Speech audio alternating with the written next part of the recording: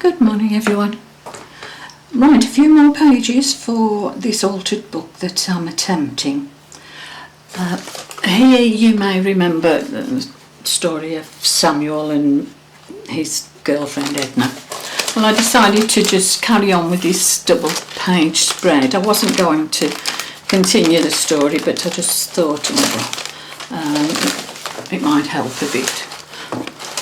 So here we've got Samuel and Edna. The marriage wasn't a happy one.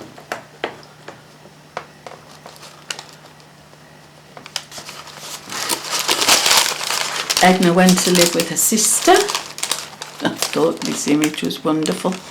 Mind you, so is this one. Not a happy pair. So, Edna went to live with her sister. Samuel decided to build a touring caravan. He built a small version for his dog Wilf. Together they spent their twilight years trundling around the English countryside. And there he is. And there's his little caravan for Wilf.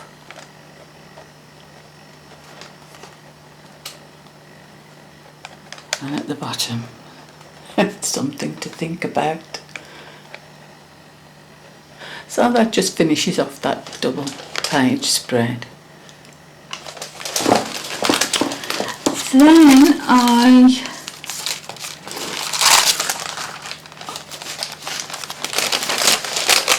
just collage this page with some pretty papers. And here we took to the woods. And I've got a little window there. And there's a picture of a Boy Scout. Well, he's a bugler in the scouting movement. And I just carried the theme on over the page with some khaki background colours. Let's do this page first. Here we've got just a little, it's like a booklet, of some knots. And there's a list there of the types of knot. Figure eight, double figure eight, surgical knot, square knot, half hitch, double half hitch and taut line. Only a few of the scores of knots that the scouts could do. Just a little pocket there with an image of a compass. I couldn't remember the word. A couple of tanks. And that one is for Absorbine or Absorbine Junior. It's a first aid antiseptic for Scouts' knees by the looks. And that's just a copy of Boy's Life, all about camping and scouting. I might add to this page here. I'll just see. So this little boy here, I've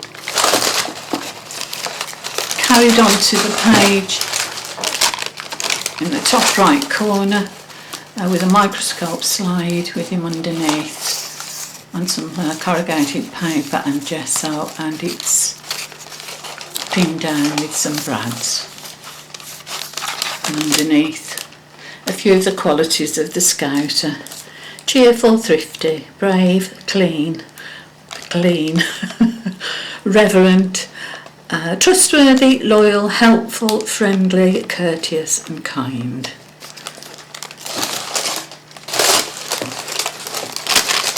I don't know why on earth I put in a scouting movement in the book, but I wanted it to be an eclectic mix really. So the next page I've gone on to, I thought I'd do an acrylic insert. Not very good to show you. So I chose the colours green because it's my favourite colour. There's the sheet with a little girl standing. And I may add to the, let me just turn it.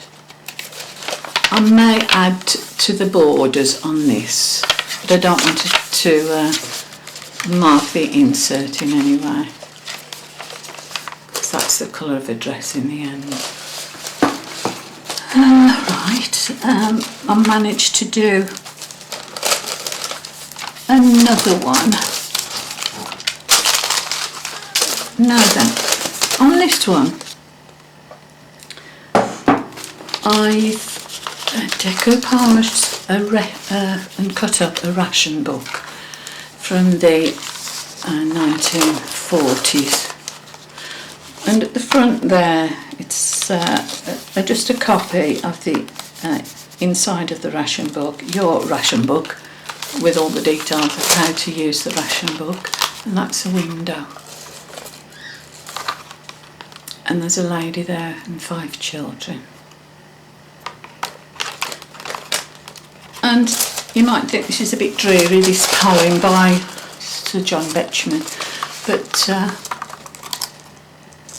I just wanted to put it in, a bit of social history if you like. So this is the poem. That's all, bear with me. Under the ground, on a Saturday afternoon in winter, lies a mother of 5.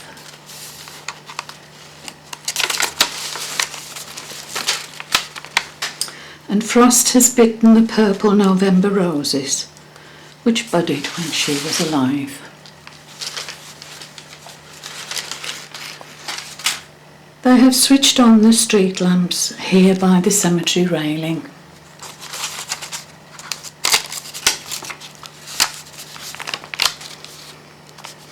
In the dying afternoon, men from football and women from Timothy White's and McElroy's will be coming teaward soon. So there are the men coming home from the football. Just a little chemist pot from Timothy White's there. There's a photograph of McElroy's, which is a huge shopping emporium in the 40s. And of course all these have gone now, so it's one way of keeping a bit of history alive in this poem. Right, so it's back to the lady with the 5 children, but her place is empty in the queue at the International.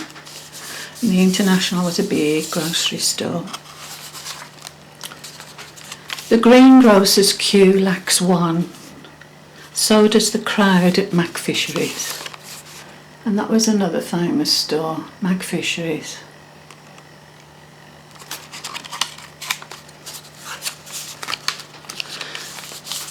There's no one to go to Freeman's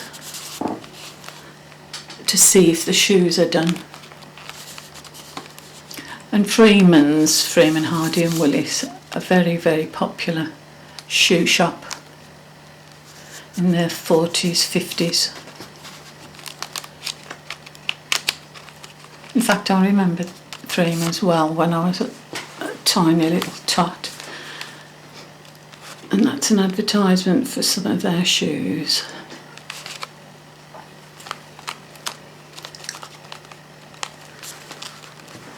And here, just a little pocket with the end of the poem. Will she, who was so particular, be glad to know that after the tears, the prayers and the priest, her clothing coupons and ration book were handed in at the food office for the files marked deceased. And there's a little ration book and a clothing coupon tag.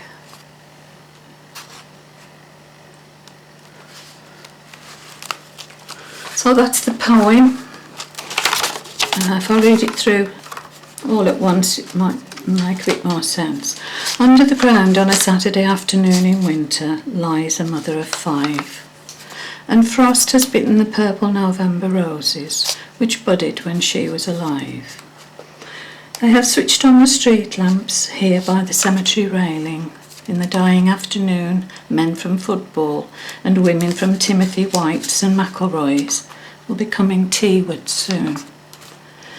But her place is empty in the queue at the International. The greengrocer's queue lacks one, so does the crowd at McFishery's. There's no one to go to Freeman's to ask if the shoes are done. Will she, who was so particular, be glad to know that after the tears, the prayers and the priest, her clothing coupons and ration book were handed in at the food office for the files marked deceased. And that's as far as I've got with these altered pages. Only a few more to go. And because it's an altered book, this won't actually close. It will just stand as a display when it's done. And I need to think up something for the cover as well. So that's the progress that I've made so far with the altered book. And I hope that was of some interest to you ladies, and I'll be back later. Bye for now.